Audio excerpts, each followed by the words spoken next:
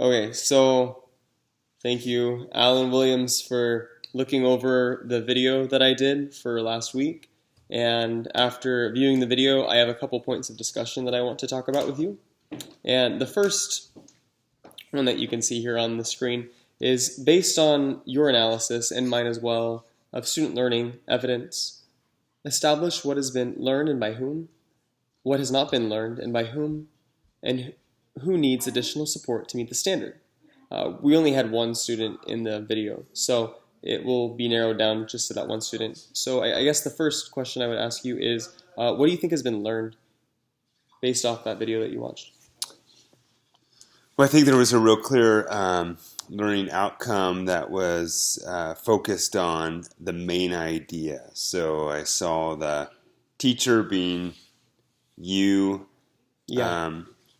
really with a targeted objective that students would learn how to, I think you put it as title a paragraph, but essentially what you were getting them to do was to do a main idea, and it seemed like it was a lesson that was built upon a previous lesson where you gave them some examples of titles. Yeah, we had talked before about how titles in movies are sort of like the titles that we're going to create for the paragraphs. Oh, that's a good analogy. So yeah, I made that connection in a class about a week before, and then they were in section 2, so we were already in section 1. That makes sense. So thank you for highlighting the good points. Now, was there anything that was not learned that maybe could have been learned? Did you see any weaknesses?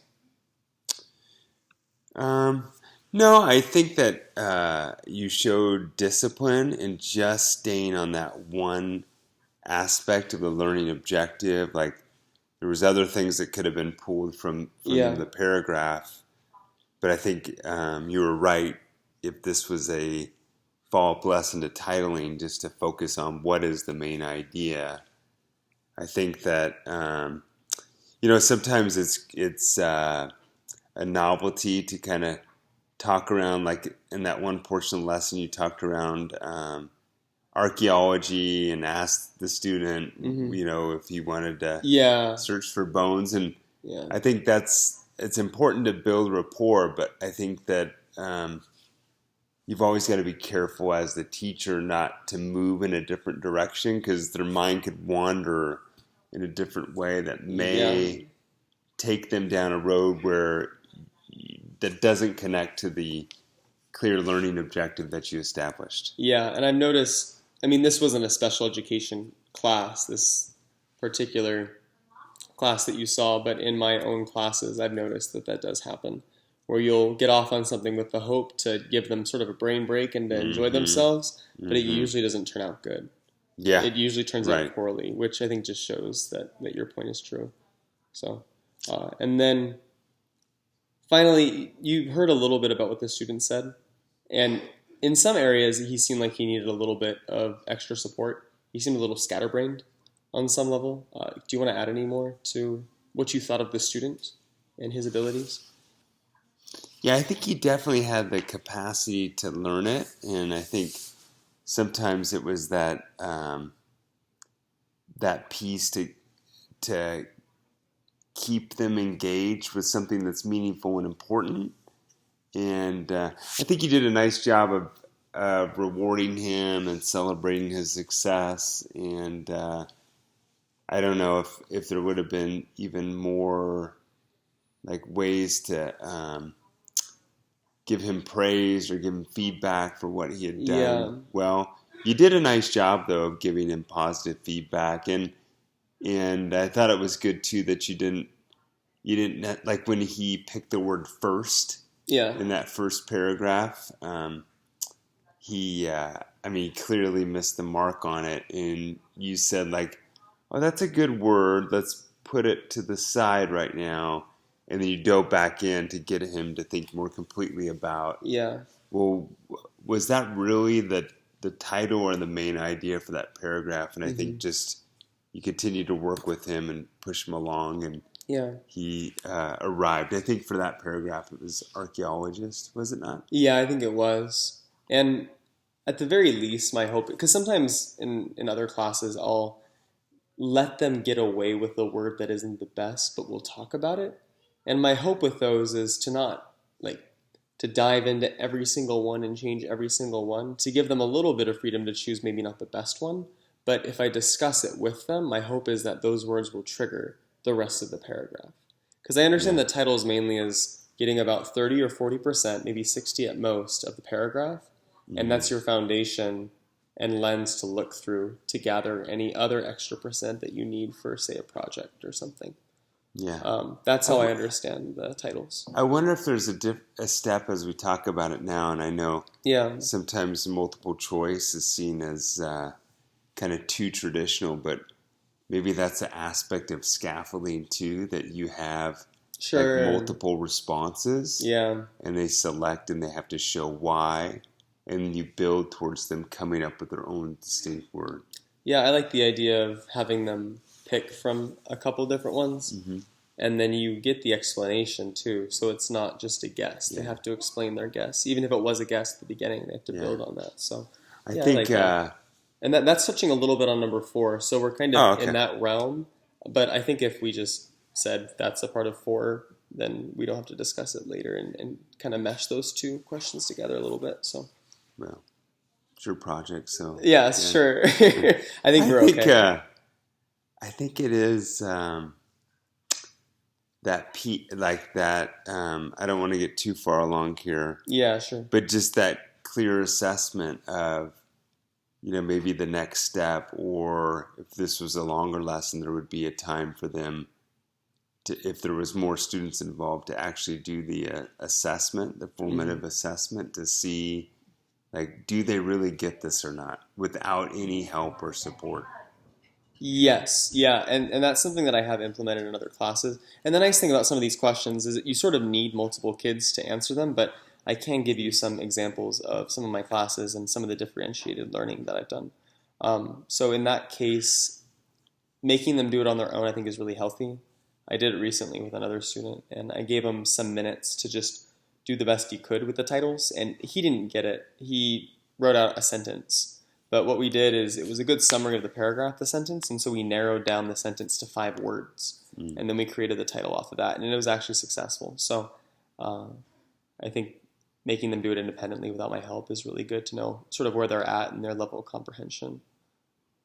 Cool. So, well, you're driving this conversation, so wherever you want to go next. Yeah, definitely.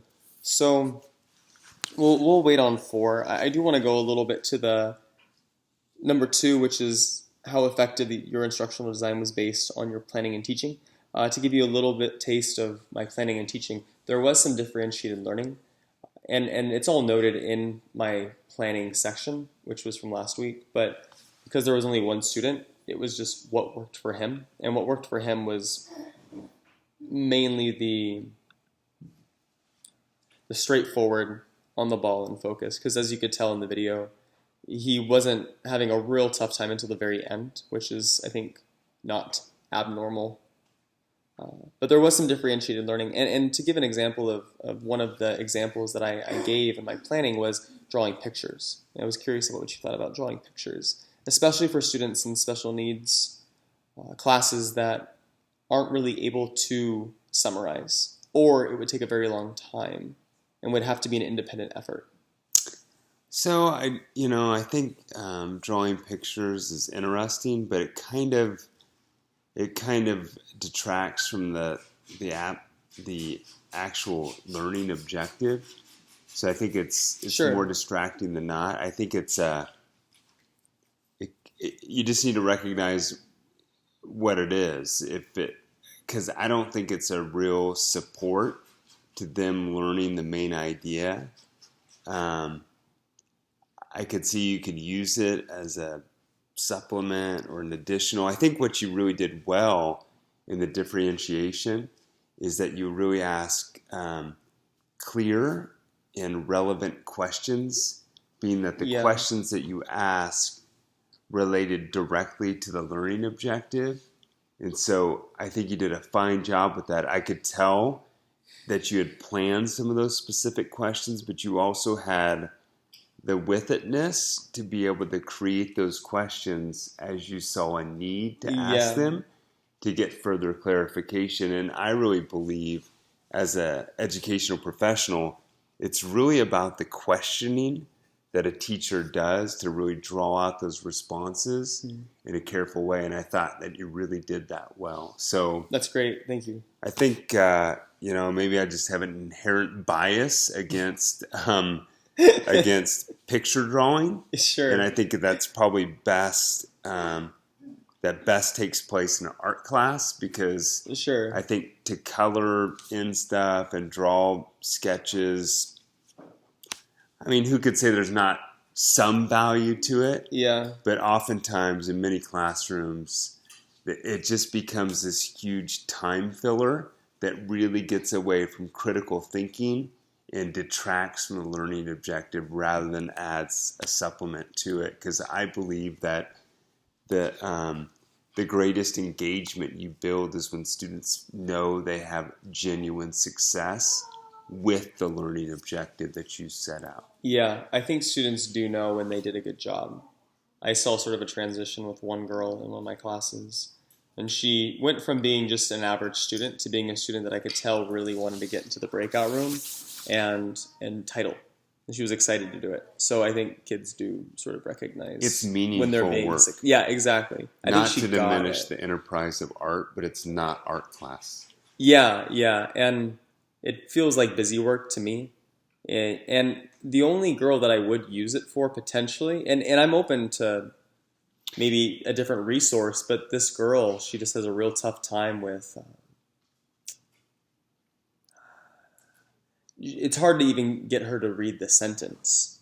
It's really that low level. So, yeah, and I would just say that we'll use that art time as what we've called preferred activity time, PAT. Yeah, I'm familiar with that. Yeah, that it's a connection, it's a reward. It is slightly connected to what you're doing, but it's an additional piece that it's really built as a reward mechanism rather than food or stickers. Stickers are good though, but just those kind of things, they're short-lived, and kids just want more. Is there anything else you want to touch on for question number 2 before we move on and try and cover as much as question 3 as possible? Given that we have some restrictions because there was only one student and no data of them beforehand. No, I think I'm good. Sounds good. So then with number 3, how would I plan differently? I wouldn't plan much differently. I think you probably would agree with me on that, especially because you didn't really see a whole lot that you would change in the video when I was with them.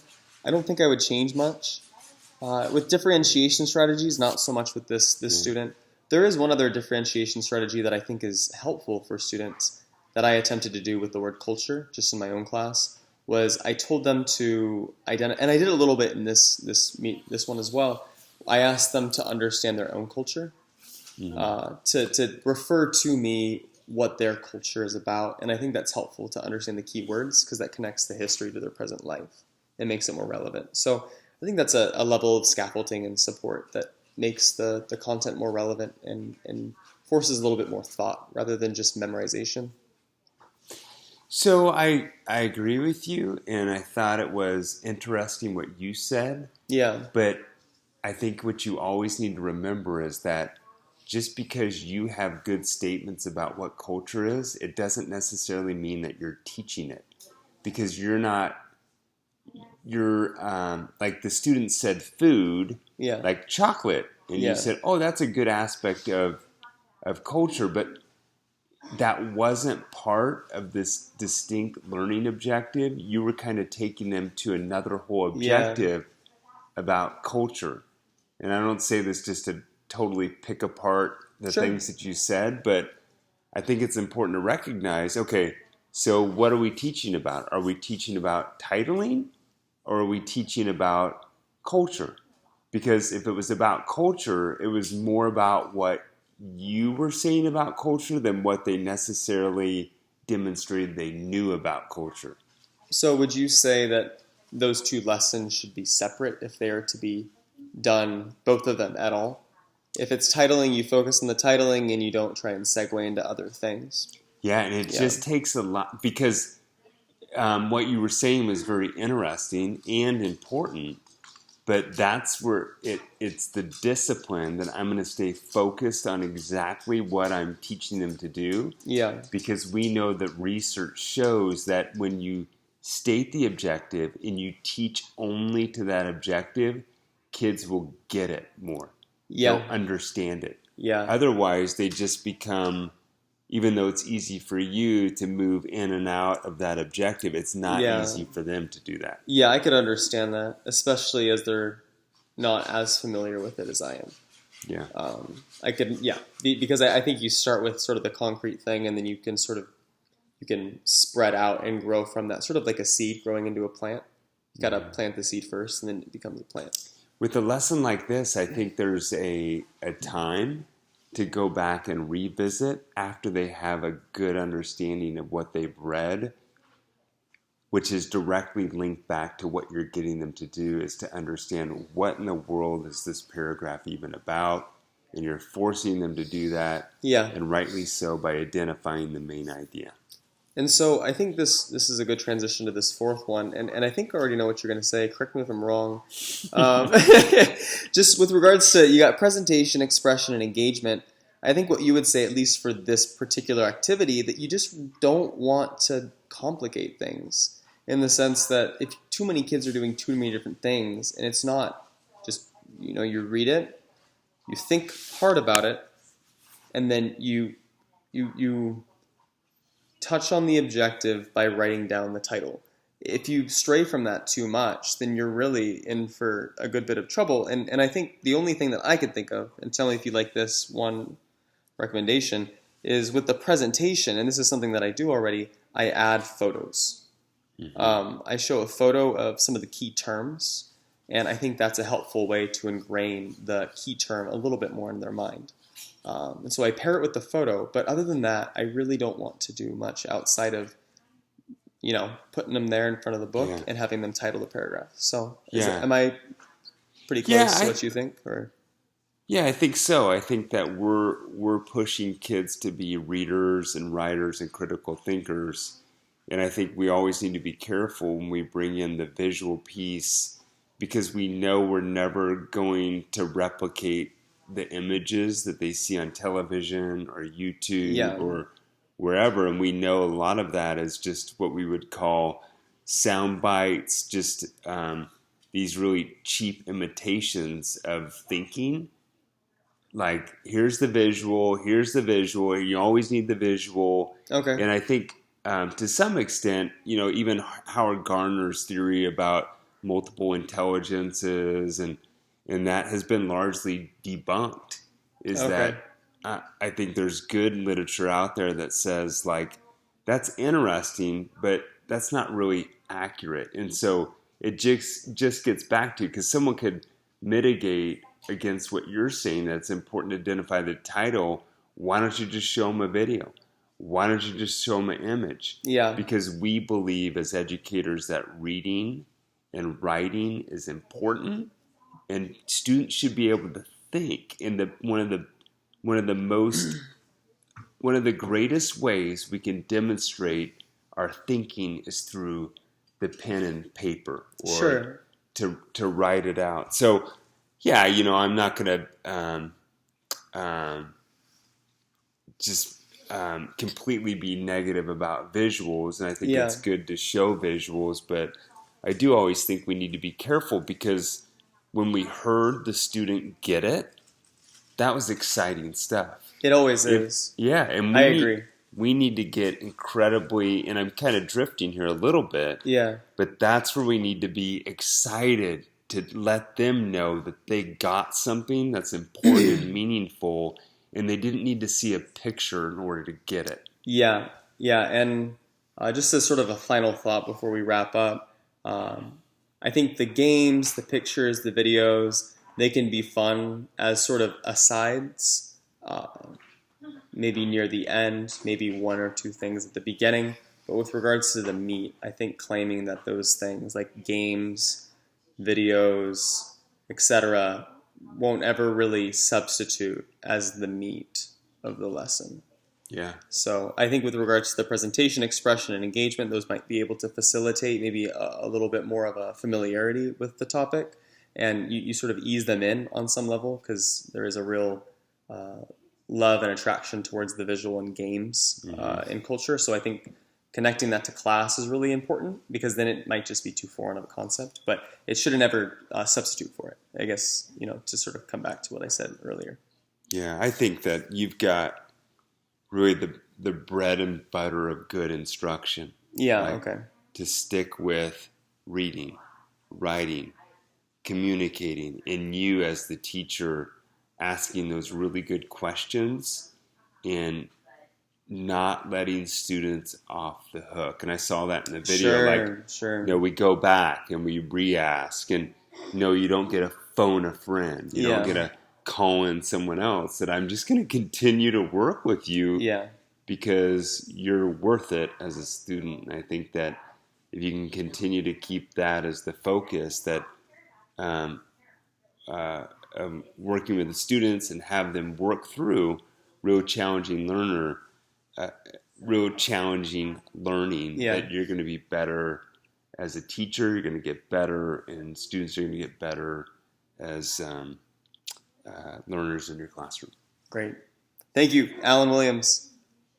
It's a pleasure. Thank you, Taylor Williams. See ya.